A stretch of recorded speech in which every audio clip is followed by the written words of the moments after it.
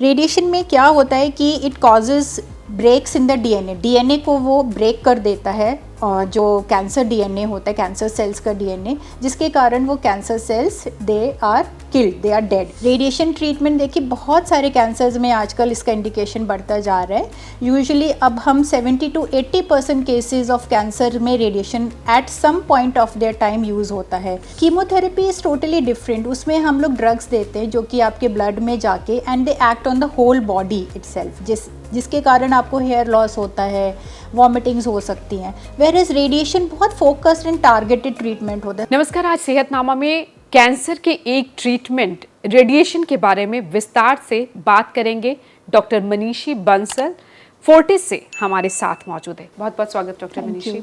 सो radiation cancer का ही एक treatment है, लेकिन बहुत इसके बारे में कम जानकारी। होता क्या है और कैसे कैंसर पेशेंट्स को आप इसे देते हैं? हाँ जी, radiation is use of ionizing radiations in the treatment of cancer.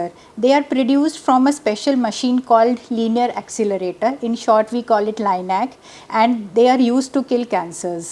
Radiation में क्या होता है कि it causes breaks in the DNA. DNA को वो break कर देता है, जो कैंसर डीएनए होता है, कैंसर सेल्स का डीएनए, जिसके कारण वो cancer cells they are killed, they are dead, and that is how radiation works to treat the cancer. Radiation के नाम से डर लगता है बहुत तो वो डर क्या जायज़ है? बहुत सारे पेशेंट्स रेडिएशन से डर जाते हैं क्योंकि कोई उनको कहता है कि तुमको शॉक लगेगा, कोई कहता है बिजली लगेगी, कोई कहता है सिकाई लगेगी, कोई सोचता है कि गर्म या ठंडा लगेगा, पर ऐसा कुछ नहीं होता। Radiation is completely painless. उसको आप जब लेते हैं कोई आपको पता भी नहीं चलता। In fact the rays are invisible. जैसे आप सीटी स्कैन एमआरआई कराने जाते हैं, आपने वो मशीन देखी होगी, उसमें आप जाके लेटते हैं। It is like that only कि आप उस मशीन में लेटते हैं 5-10 मिनट के लिए और कोई आपको टच भी नहीं करता, कोई पेन नहीं होता, and it is the rays are completely invisible. तो आपको कोई शॉक नहीं लगा रहा, कोई आपको करंट नहीं दे रहा, तो उससे बहुत लोग डरते हैं। तो ये आपको बहुत ज़रूरी है जानना सब व्यूअर्स को कि रेडिएशन से कोई ऐसा डर नहीं होता। It is a very safe treatment. किन पेशेंट्स को आप रेडिएशन देते हैं? रेडिएशन ट्रीटमेंट देखिए बहुत सारे कैंसर्स में आजकल इसका इंडिकेशन बढ़ता जा रहा है। यूजुअली अब हम 70 to 80% केसेस ऑफ कैंसर में radiation at some point of their time use होता है। जैसे सपोजिंग ब्रेन ट्यूमर्स हैं, उनमें रेडिएशन सर्जरी के बाद दिया जाता है। कोई हेड एंड नेक कैंसर्स होते हैं, उसमें रेडिएशन स्ट्रेट अवे दिया जाता है, अलोन और इन कॉम्बिनेशन विद कीमोथेरेपी। तो इस तरह से रेडिएशन को कंबाइन किया जाता है आइदर विद सर्जरी और विद कीमोथेरेपी और अलोन। तो इस करके हम लोग 70 to 80% of cases of cancer में आजकल इसका यूज़ हो रहा है। जैसे कि हेड एंड नेक कैंसर हो गया, लंग कैंसर हो गया, यूट्रस कैंसर हो गया, फूड पाइप कैंसर्स हो गए, ब्रेन कैंसर्स, इन सब में रेडिएशन कहीं ना कहीं यूज़ होता है। तो डिसाइड कैसे करते हैं कि इसकी सर्जरी होनी है, यहाँ कीमोथेरेपी होनी है, यहाँ radiation? That depends on your type of cancer. ठीक है, फर्स्ट ऑफ ऑल कि वो कैंसर शुरू कहाँ से हुआ है, and secondly depends on your stage.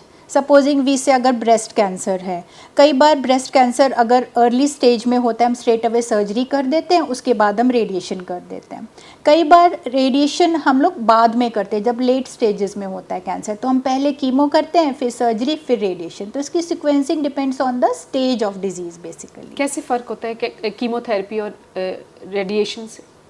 Chemotherapy is totally different. उसमें हम लोग ड्रग्स देते हैं जो कि आपके ब्लड में जाके and they act on the whole body itself, जिसके कारण आपको हेयर लॉस होता है, वॉमिटिंग्स हो सकती हैं। वेयरएज रेडिएशन बहुत फोकस्ड एंड टारगेटेड ट्रीटमेंट होता है। सपोजिंग अगर हमने ब्रेन में रेडिएशन देनी है, और ब्रेन में भी ये होता है कि जहाँ पे ट्यूमर है सिर्फ वहीं पर रेडिएशन जाएगी, बाकी आपका जो नॉर्मल एरियाज़ है या आपने कहीं और ट्रीट करने, जैसे यूट्रस है, आपका फूड पाइप है, लंग है, तो जहाँ ट्यूमर है सिर्फ बहुत ही फोकस्ड रेडिएशन होती है। रेडिएशन आसपास के एरियाज़ को नहीं इफेक्ट करती। वेयरएज कीमो इज़ सिस्टमिक, मतलब वो पूरी बॉडी में जाके एक्ट करेगी और इफ़ेक्ट्स भी करेगी। सक्सेस रेट कितना होता है?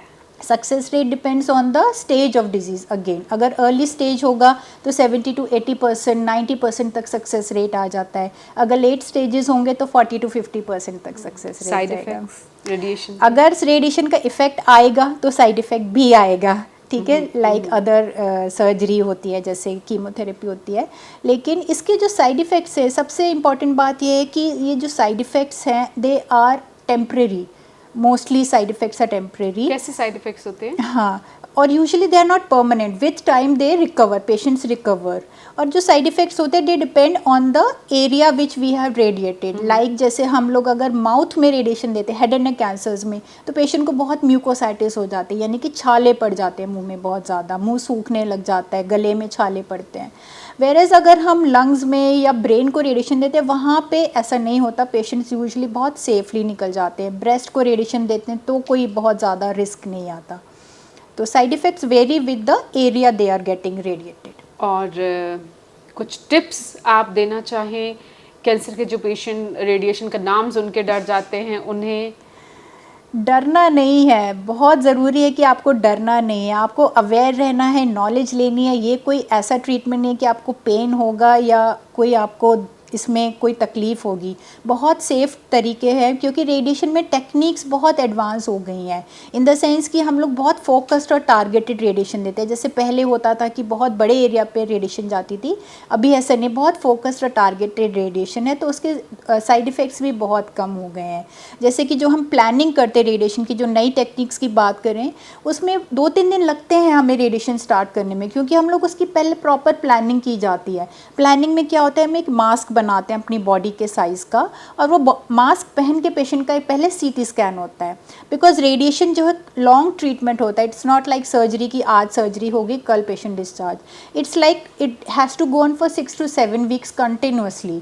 Patient has to lie down every day on the machine in the same position. तो उसके लिए हम फिक्स करने के लिए एक मास्क बनाते हैं। वो मास्क के पहन के फिर सीटी स्कैन होता है। वो सीटी स्कैन में सारी कंप्यूटराइज्ड प्लानिंग होती है, ये देखने के लिए कि हमारा जो ट्यूमर एरिया टारगेट एरिया उसको 100% डोज जाए, वेरएज जो सराउंडिंग नॉर्मल एरियाज है उनको कम से कम रेडिएशन जाए। तो वो सारी प्लानिंग की जाती, कहाँ से बीम देनी है, किस एंगल से, कितना डोज, कितना फ्रैक्शंस,